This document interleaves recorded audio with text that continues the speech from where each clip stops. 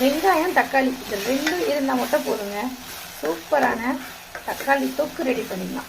இந்த தக்காளி தொக்கு நம்ம ரெடி பண்ணிவிட்டு சாதத்தில் பிணைஞ்சு சாப்பிட்லாம், இட்லி தோசைக்கு யூஸ் பண்ணிக்கலாம், சப்பாத்திக்கும் யூஸ் பண்ணிக்கலாம். அப்போ இது ரொம்ப ஈஸியான ஒரு ரெசிபி தானே.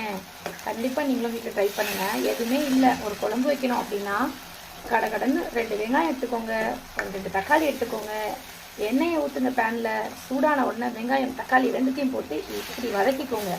தக்காளி தொக்கு எப்படி வருதுன்னு மட்டும் பாருங்கள். இப்போ கொஞ்சம் நேரத்தில் தக்காளி வெங்காயம் வதங்கின உடனே குழம்பு மிளகாய் தூளை போட்டுக்கோங்க.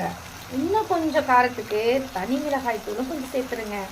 இது கூடவே மஞ்சத்தூள் கொஞ்சம் கூட சேர்த்துக்கோங்க. அப்புறம் நம்ம ஃபைனலாக என்ன சேர்க்கணும், இன்னும் உப்பு, இதையும் சேர்த்து நல்லா கொஞ்சம் கிளறி விட்டுக்கோங்க.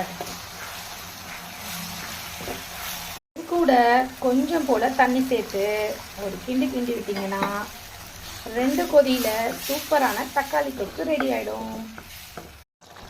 சூப்பராக கொதிச்சு வந்துருச்சு. இப்போ அருமையான தக்காளி தொக்கு ரெடி. இது நம்ம தோசைக்கு, இட்லிக்கு, அதுக்கப்புறம் சாதத்துக்கு, சப்பாத்திக்குன்னு எல்லாத்துக்குமே தொட்டு சாப்பிட்டுக்கலாம். இதே போல் சூப்பரான ஒரு ரெசிபியோட அடுத்த ஒரு வீடியோவில் நான் உங்களை சந்திக்கிறேன். டாடா, பாய்.